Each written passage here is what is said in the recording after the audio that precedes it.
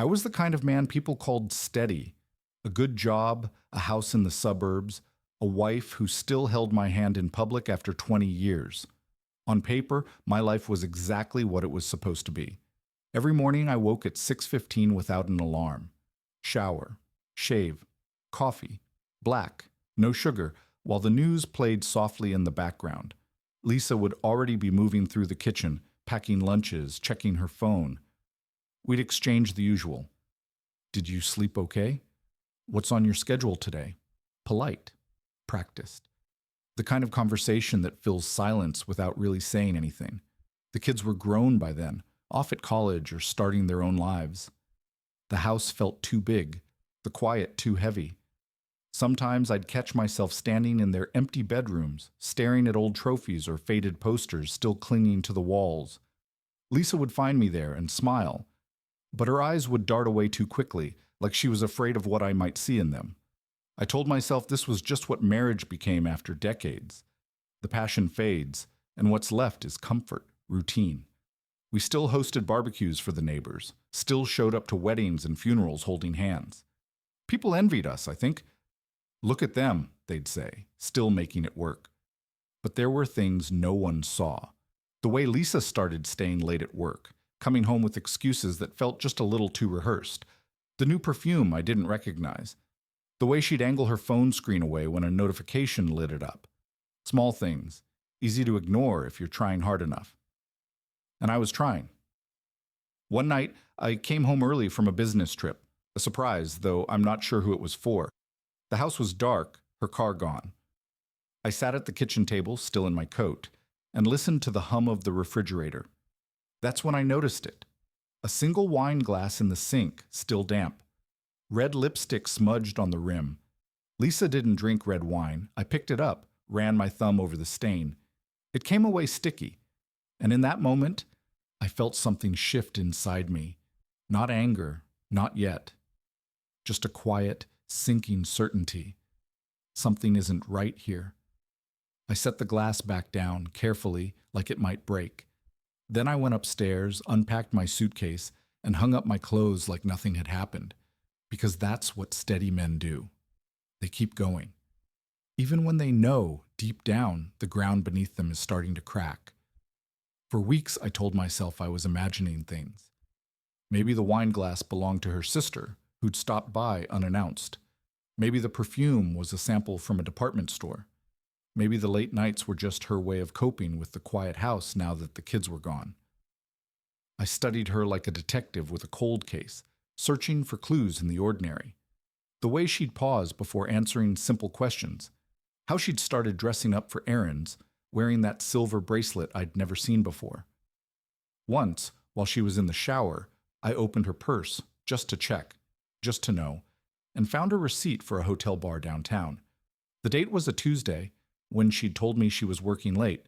My hand shook as I tucked it back exactly where I'd found it. That's when I realized I wasn't just afraid of what I might find. I was afraid of what it would mean if I stopped looking the other way. We still shared a bed, though I'd started waking before dawn, staring at the ceiling while she slept beside me.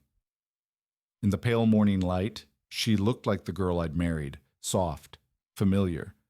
But then she'd stir, mumble a name in her sleep that wasn't mine, and the illusion would shatter. One afternoon, I came home early and found her in the garden, laughing into her phone in a way she hadn't laughed with me in years. She didn't see me watching from the kitchen window. When she hung up, her smile faded like a lamp dimming, and she just sat there, staring at the roses we'd planted together our third summer in this house. That night, I asked her over dinner if she was happy. She looked up, startled, her fork hovering midair. "Of course," she said too quickly. Why wouldn't I be? I wanted to believe her, but I'd spent 20 years learning the cadence of her lies, the slight tremor in her voice, the way her eyes darted to the left. Later, as I brushed my teeth, I noticed her phone glowing on the counter. A notification lit up the screen. "Miss you already." I spat into the sink, rinsed my mouth, and turned off the bathroom light. For the first time, I didn't wonder who'd sent it. I wondered how long I'd keep pretending I didn't know. I began measuring time differently after that night, Not in years or months, but in small betrayals. The way she'd angle her body away when changing clothes, the new password on her phone, the Thursday night book club that never seemed to discuss books. Our house became a museum of our former life. I'd catch myself staring at framed vacation photos, smiling faces frozen in Cancun sunsets, wondering when exactly she'd stop meaning those smiles. The coffee mugs we'd bought on that trip still sat in the cupboard, collecting dust. Neither of us used them anymore. I started taking long drives after work, circling neighborhoods until dark. One evening, I found myself parked outside a French bistro downtown, engine idling. Through the window, I saw her. She was wearing the blue dress I'd bought her for our anniversary, the one she said didn't fit anymore. Across the table, a man in a gray suit reached for her hand. She didn't pull away. Rain began pattering on my windshield as I watched them lean closer. I counted the seconds like a man waiting for a traffic accident, 10, 20, 30, until their shadows merged against the candlelight. My fingers cramped around the steering wheel. I could have walked in, could have made a scene. Instead, I turned the key in the ignition and drove home in silence. She came back at 11:37 p.m., her heels clicking softly on the hardwood. I pretended to be asleep when she slipped into bed, her skin smelling of perfume and someone else's cologne. The digital clock cast red shadows across the ceiling as I listened to her breathing even out. The next morning, I made her favorite pancakes, blueberry with real maple syrup, just like I had every Sunday for 20 years. She smiled when she saw them, a practiced, wifely smile. "You're sweet," she said, squeezing my shoulder. Her wedding band felt cold against my skin. I watched her push the food around her plate. "How was book club?" I asked. "Fine," she said too quickly. "We read that mystery I told you about." I nodded, pouring more syrup. I'd checked our library account yesterday. The last book she'd checked out was 6 months ago. A romance novel, not a mystery. Later, while folding laundry, I found a cocktail napkin in her jacket pocket. The Oak Room, it read in embossed letters, with a lipstick smudge in the corner. I held it to my nose. Whiskey, and her cherry-flavored gloss, the same shade she'd worn on our first date. I put it back exactly as I'd found it, smoothing the fabric with trembling hands. That's when I noticed the jacket itself, black cashmere, brand new. I certainly hadn't bought it for her. That night, I stood in the shower until the water ran cold, replaying every moment of the last decade. Had she ever been faithful? Had our entire marriage been just another performance? The steam fogged the mirror as I stepped out, obscuring my reflection. I didn't wipe it away. Some truths once seen can't be unseen. But the real question was, how much longer could I keep pretending not to see them? There comes a moment when suspicion crystallizes into certainty, when the weight of all those little betrayals becomes too heavy to carry. For me, it happened on an ordinary Tuesday morning while taking out the trash. The recycling bin overflowed with wine bottles, more than usual for a weeknight. As I pressed down on the crumpled newspapers to make room, my fingers brushed against something smooth and rectangular. I pulled out a torn envelope addressed to Lisa in neat, unfamiliar handwriting. The return address made my stomach drop. Dr. Michael R. Bennett, Cardiology Associates. I knew that name. The gray suit from the bistro. The man whose hands had touched my wife while I sat watching through rain-blurred glass. The envelope was empty, but that didn't matter. Its very existence was a confession. Doctors didn't mail personal letters to their patients' homes. Not like this. I should have confronted her then. But instead, I carefully placed the envelope back exactly as I'd found it, as if preserving a crime scene. The rest of the day passed in a haze.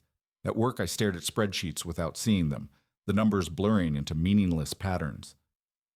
That evening, Lisa hummed softly as she chopped vegetables for dinner, her back to me. I studied the slope of her shoulders, the way her hair curled at the nape of her neck, details I'd once known as intimately as my own reflection. Now they belonged to someone else. "You're quiet tonight," she said without turning around. "Long day," I replied, the lie smooth and practiced. We'd become experts at this dance, two people speaking in code. Later, while she showered, I did something I'd never done before. I opened her laptop. The screen glowed to life, her password still the name of our long-dead golden retriever. The irony burned. She'd kept that loyalty alive while discarding mine. It didn't take long to find them. A folder labeled tax documents filled with photos. Lisa on a beach I didn't recognize, laughing in sunglasses I'd never seen, her body wrapped around his in a sunset embrace. The date stamped in the corner was our anniversary weekend, when she'd claimed her sister needed her in Chicago.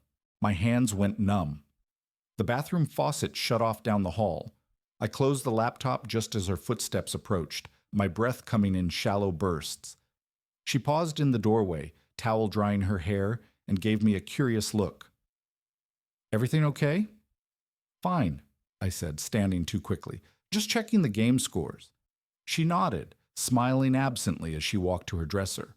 I watched her select underwear, black lace, another thing I hadn't bought, and felt something inside me fracture. That night, I lay beside her, staring at the ceiling as moonlight painted rectangles across the bed. Her breathing deepened into sleep, peaceful and untroubled. I replayed every vacation we'd canceled, every date night she'd postponed, every time she'd turned away from my touch. The photos had been the gut punch, but it was this moment, the ordinary horror of sharing a bed with a stranger, that finally broke me. I rose before dawn and drove to the lake where I'd proposed 23 years earlier. The bench we'd sat on was gone, replaced by a newer model with fresh paint. I sat there as the sun rose, watching ducks ripple the water's surface. One question circled my mind, relentless as the tide. How do you mourn someone who's still alive? The lake water had still been rippling with morning light when I made my decision. I drove home slowly, my hands steady on the wheel for the first time in months. The house smelled of coffee and burnt toast when I entered, the familiar soundtrack of our dying marriage. Lisa stood at the kitchen island, scrolling through her phone with one hand while stirring her coffee with the other. She didn't look up when I entered. That small dismissal, something I'd accepted for years, suddenly felt like a grenade pin being pulled. I walked to the cabinet and took down the mug she'd bought me last Father's Day. #1 DAD in fading letters. I held it over the tile floor and let go. The shattering ceramics seemed to hang in the air before exploding across the kitchen. Lisa jumped, her coffee sloshing. "Jesus, what the hell? That's Dr. Bennett's number, isn't it?" I nodded at her phone, still clutched in her hand. My voice sounded foreign to me, calm, almost conversational. "The cardiologist whose letters you keep in the recycling? Whose bed you were in on our anniversary?" The color drained from her face. I watched her fingers tighten around her phone, her wedding band catching the morning light. That ring had never felt like a promise to me, just a placeholder until something better came along. She opened her mouth, then closed it. No denial, no explanation, just silence stretching between us like a noose. I walked to the hall closet where she kept her winter coats. From the inside pocket of her gray wool jacket, the one she wore to book club, I pulled out the velvet jewelry box I'd found 3 days earlier while looking for our missing umbrella. Inside sat diamond earrings that certainly hadn't come from me. "These must have cost him at least $3,000, I said, clicking the box open and shut like a heartbeat. "Does he know they're hidden between your tampons and spare tissues? Or does he think you wear them for him?" Her coffee cup hit the counter with a thud. "How long have you been going through my things?" The question would have been funny if it wasn't so tragic. 23 years together, and this was her concern. My invasion of her privacy, not her invasion of our marriage. I didn't answer. Instead, I took my wedding ring off and set it on the counter between us. The gold looked dull in the morning light. "We're done," I said. Simple. Final. For a moment, she looked like she might argue. Then her shoulders slumped in something almost like relief. That cut deeper than any lie. I packed a single suitcase while she sat at the kitchen table, staring at her untouched coffee. The house was so quiet I could hear the second hand ticking on our anniversary clock in the den. As I pulled out of the driveway, I glanced in the rearview mirror. She stood in the doorway, phone already pressed to her ear. I drove without destination, the sun climbing higher. At a red light, I realized my hands were shaking.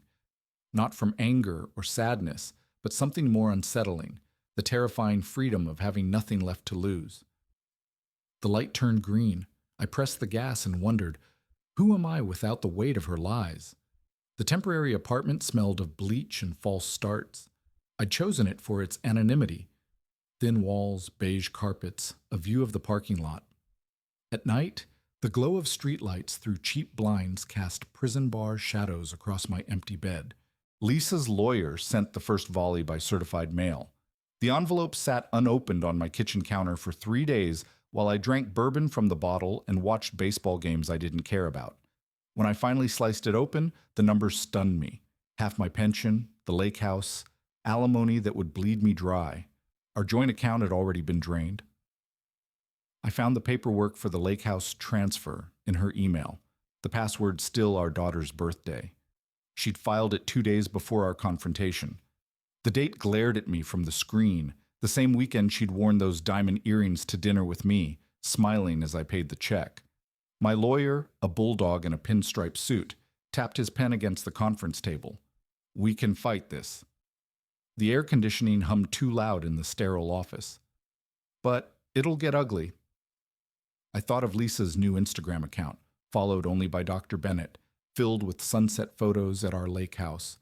The Adirondack chairs I'd built myself now held their intertwined shadows. The hearings blurred together. Lisa arrived each time in new outfits, her hair freshly colored, leaning on the doctor's arm.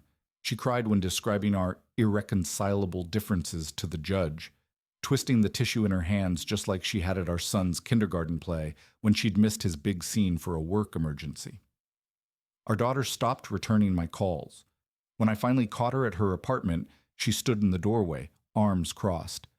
Mom says you're being unreasonable. Behind her, I spotted the quilt Lisa's mother had made for our wedding, now draped over my daughter's couch. The final blow came in a manila envelope from our bank. Credit cards I didn't remember opening, maxed out at luxury stores. The dates spanned our last 3 anniversary trips, the ones she'd taken alone for spa weekends. I spread the statements across my kitchen table, the numbers swimming under the fluorescent light. 23 years reduced to late fees and interest charges. Outside, a thunderstorm rolled in. Rain tapped against the window like fingers counting down the seconds. My lawyer called as lightning flashed. They're offering to drop the alimony if you sign over the lake house today. I watched water streak down the glass, distorting the parking lot lights into liquid gold. Somewhere, my wedding ring sat in a pawn shop. Somewhere, my daughter was having dinner with the man who'd broken her parents' marriage. Somewhere, Lisa was probably laughing. The thunder rattled the cheap windows. I realized I didn't recognize the sound of my own voice when I whispered, "Tell them I'll see them in court." The line went dead. And in that silence, a terrible question took root. When did I become the villain in my own life story? The courthouse steps were colder than I remembered. 6 months of legal battles had etched new lines around my eyes, but it was the weight of the envelope in my hands that truly aged me, the final decree, the official end. I sat in my truck outside the empty lake house, hers now, according to the judge, watching autumn leaves cling to the windshield like old memories refusing to let go. I hadn't planned to stop there, but something about the way the light fell through the bare trees, golden and fragile, the way it had the weekend I'd proposed, made me turn the wheel. The new porch swing creaked in the wind, still wrapped in plastic. Lisa had always talked about getting one. I wondered if she'd bought it with him. Then I saw it. Tucked beneath the mat where we'd always hidden the spare key, a familiar shape, the small wooden box I'd made for our first anniversary, sanded smooth and stained cherry. Inside, untouched, were every letter I'd ever written her. College apologies, post-it love notes, the shaky vow renewal promise I'd slipped into her hospital bag after her miscarriage. My hands trembled holding them. Not because she'd kept them, but because she'd left them here, in this empty house, like artifacts in a museum of someone else's life. The last envelope was different, thicker, unsealed. Her handwriting, not mine. I thought keeping these would make me remember how to love you, But some things can't be fixed, not even by the past. No signature. Just a hotel receipt tucked behind the note, dated 2 days after our daughter's high school graduation, 5 years before I'd found the wine glass. The first time. The first lie. The sun dipped below the pines as I sat on the steps. The letters spread around me like fallen leaves. All those years of suspicion, and the truth was simpler, sadder. She hadn't fallen out of love. She'd never climbed back in after that first betrayal. Our entire reconciliation had been performance art. I should have felt rage. Instead, a strange relief washed over me, the quiet certainty that comes when the last puzzle piece clicks into place. The marriage I'd been fighting for hadn't died when I left. It had been buried long before, and neither of us had been brave enough to stop tending its grave. I placed the box back where I'd found it, but kept one thing, the note I'd written her after our first date, when love was still simple. The ink had faded, but the words remained. However long it takes, I'll choose you every time. Driving away, I realized the cruelest truth. Love isn't broken by the leaving. It's broken by the stain when your heart has already gone.